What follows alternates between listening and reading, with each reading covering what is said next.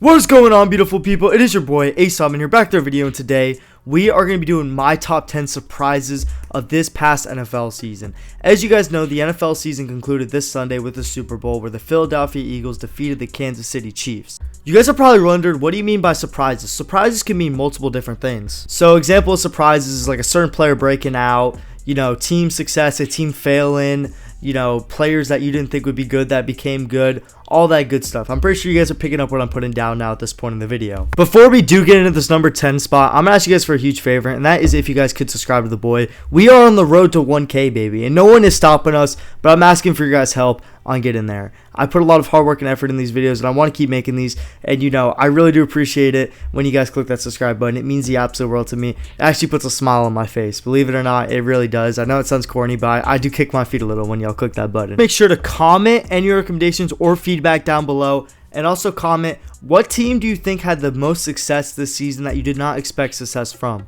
Alright, I respect your guys' time, so I'm not going to waste any more of it. Let's get right into this list right now, starting off at the number 10 spot. Coming in at this number 10 spot, we have the Buffalo Bills. Okay, you guys are going to question me and be like, they have Josh Allen. Why are you saying they're surprised? This team was really not that hyped up going into the season. A lot of teams did not think they'd win their own division. They were supposed to be a mediocre team this year. A lot of people did not like the weapons that Josh Allen had or the defense around him. Obviously, we know how good Josh Allen is, but getting rid of Stephon Diggs is a big loss, and then losing a guy like Jordan Poyer who's been there for a fat minute, and having a bunch of different players walk in and out of the team, that is a big question mark for them. And a lot of teams, a lot of people they didn't have high expectations for the Buffalo Bills. That's the only way I could say it. A lot of people didn't even think they'd win their own division. The New York Jets were really hyped up, and the Miami Dolphins were really hyped up going into the year. So the Buffalo Bills weren't not favored to win their division whatsoever, and they still, they were close to making the Super Bowl, man. So the Buffalo Bills, they were definitely a surprise this season. When you have a quarterback like Josh Allen, though, it is hard to have surprise seasons in the NFL, but in my opinion, this was definitely a sneaky, very good season for them. A lot of people are going to be like, well, it's expectation.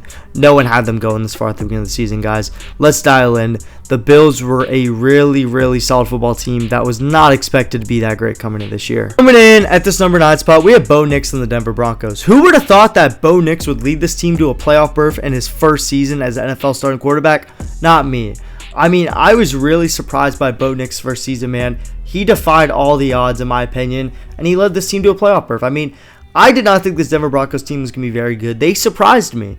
They really surprised me. I had this team predicted to be one of the worst teams in the NFL. Matter of fact, I did a rebuild on them, by my own, because I thought they were that bad of a team, bro, at the beginning of the season. And, man, they really proved everyone wrong, and they proved me wrong. And the Denver Broncos is a team, man. The defense was absolutely lights out. They had the Defensive Player of the Year, Patrick Surtain II out there. And, man, that defense, Nick Bonito, they were a unit. They had an absolutely unbelievable squad out there, man. Brandon Jones for Miami Dolphin, by the way. Love that guy. But that defense was just lights out all year round. And then with the offense, with Bo Nix, man, they made some noise. They are a team that I'm starting to look out for, man. In my opinion, I think they could be a very solid team with Bo Nix moving forward. They could be a perennial playoff maker, maybe even go on a run, man. If they get Bo Nix some more weapons, I'm super excited to see how they progress. And I can say it now, Denver Broncos are now on my radar. They're not a surprise to me anymore. Coming in at this number 8 spot, we got a dog. I'm out of bark. Zach Braun from the Philadelphia Eagles. I don't know why I barked, but he's a dog and he deserves it. Man, Zach Braun had an unbelievable story this year. This guy should have been talked about way more. First team All-Pro middle linebacker as his first year starting? What? That is unbelievable. This dude has been in the league for 5 seasons. This is his first year in Philly. He was usually a special teams guy. He didn't start much. His highest total tackle year, it looked like, was 50 tackles on the Saints. This year he comes in, has 152 tackles. What? Bro, what is this? This is not a Disney movie. Zach Braun is crazy. That's just ridiculous. In the biggest game, he had a pick. In the Super Bowl, he had a pick.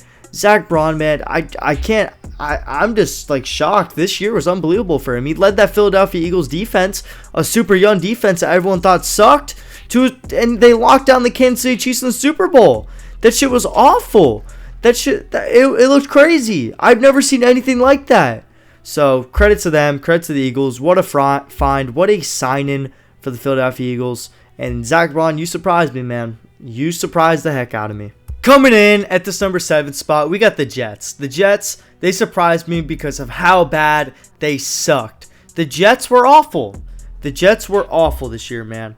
I thought they were going to take that next step. They got Aaron Rodgers. They had Garrett Wilson. Garrett Wilson's a stud, by the way. This is not Garrett Wilson's fault. Sauce Gardner, another stud. Quincy Williams. They have good players. And like 4 or 5 games in the season, their coach got fired, man.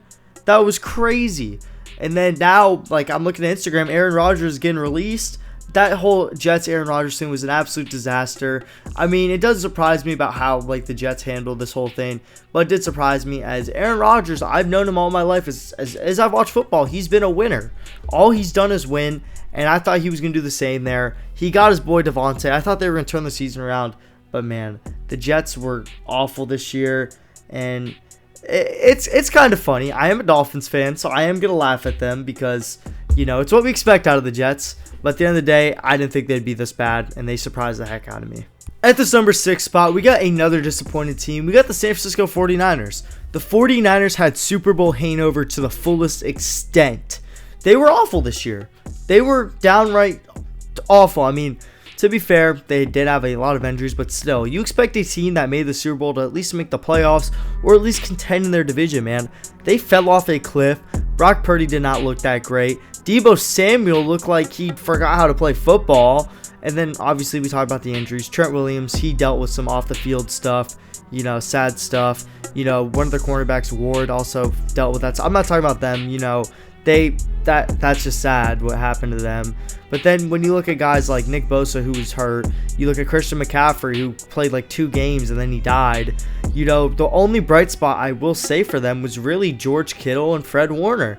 Those guys look like the only bright spots for them, but this team is disappointing, man. You expect a team that makes the Super Bowl to at least look like they made the Super Bowl, but all year round, man, they just did not look good whatsoever. And now they have to, like, they're facing the question, do they pay Brock Purdy? They have a lot of difficult decisions to make this offseason. Deebo requested a trade, and the 49ers, man, you surprised me. You surprised me. I thought y'all were going to be good. I took y'all's win total. I took the over, and I lost some money. Coming in at the number 5 spot, we have the Cincinnati Bengals' lack of team success. If you would have told me, like, let's say, for example, I woke up from a coma, right? For example, and Joe Burrow, you told me Joe Burrow led the league in passing yards and touchdowns, and Jamar Chase had the Triple Crown. If you told me that, I would have been like, oh, what was the score of the Super Bowl? How much did they win the Super Bowl by? If you would have told me they would have missed the playoffs? The playoffs? With that? Like, what? That is just ridiculous. They surprised the heck out of me. Like, that really just baffles me. The Cincinnati Bengals, you know, their defensive regression was sad to look at. Their defense was really good. When they went on the Super Bowl run, their defense was really good.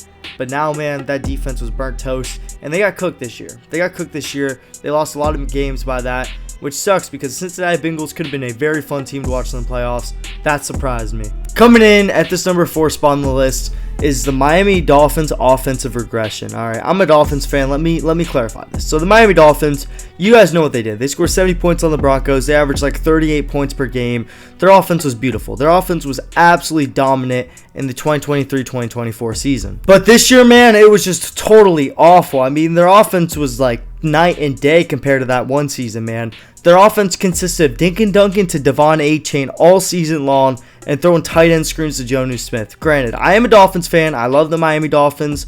But, man, it's rough. When you had Tua throwing bombs out there to Tyreek Hill, and now Tua and Tyreek can't even connect on any type of play, it was just disgusting to watch. And their offensive regression really surprised me, especially because in the first week, Tyreek dropped a wide open bomb.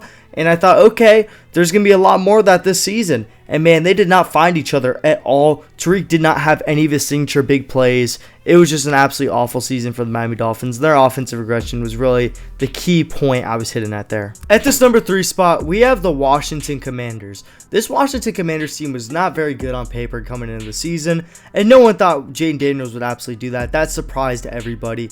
I thought Jaden Daniels was going to be a great quarterback, but I did not think that he was going to take the league over like that. That was just ridiculous. His rookie season was one of the most electric rookie seasons I've ever seen. It was beautiful. But Jaden Daniels on this team, the defense, I did not think that was that good. The offense, I didn't think it was that good. I had them finish at the bottom of their division. They surprised me. They really surprised me. I think they surprised everyone. And then when they went on that run in the playoffs, That was crazy. And Washington, man, they had a great year. And now, I mean, they're on everyone's radar now. Once you do that, you can't be a surprise unless you're a disappointment. Washington is at this number 3 spot. Hell of a year. At this number 2 spot, we had the Philadelphia Eagles Super Bowl run. Let me tell you this, guys. Who thought the Eagles were going to win the Super Bowl this year? They started off the year 2-2. Everyone was out on this Eagles team, especially after last year when they started off, I think, 12-0, and they ended up losing every game to close out the season. Nobody really thought this Eagles team was going to do it. Nick Sirianni was bald. He was yelling at fans. Everyone was like, this team's a mess. He's going to get fired. At one point, Nick Sirianni was like the 3rd highest favored coach to get fired. And then they ended up winning, I think, 16 straight ball games and ended up winning the Super Bowl. No one would have thought that. The Eagles surprised us all. And again, when you look at this Eagles team, a lot of question marks. Their defense, that was a question mark. I mean, their defense super young. There is so many guys on rookie contracts on the defense. Zach Braun was a guy that was mainly a special teamer. Ended up becoming an all-pro linebacker. Cooper DeJean, 2nd-round pick. Quinyon Mitchell, 2nd-round pick. Darius Slay, old. I mean, I can go on. Nolan Smith, I think 3rd-year player. Jordan Davis, 3rd-year player. Carter, 2nd-year player. I mean, these guys are young. This is a very young defense and a very young team, and they surprised everyone this year when they're this dominant. And that the Eagles surprised me, man. I did not think they'd win the Super Bowl. So they're at this number 2 spot. At number 1, it's kind of obvious, but it is like 2 different things, kind of. First, I mean, the obvious one, Sam Darnold's resurgence. Sam Darnold was absolutely phenomenal this year, and Sam Darnold was considered a bust. I mean, I'm going to be honest, he was considered a draft bust. A guy that wasn't very good, a guy that was overhyped coming out of college. And, I mean, he played awful in like his first couple years in the NFL. But this year, he played like a true franchise quarterback, which is crazy because he was supposed to be a backup quarterback. J.J. McCarthy gets hurt. He comes in and he lights the show up, and now he's about to get paid them big bucks. Sam Darnold, man, he's a stud, and he proved everyone wrong. I mean, he ended up showing that he had it all along, just he needed to be in the right situation. And then it's funny because you can also pair that with the Vikings, because the Vikings were only supposed to win like, what, 5 games? I think their win total was 6.5, and they ended up going and winning 14 games. The Vikings surprised the heck out of me. Everyone thought they would suck too.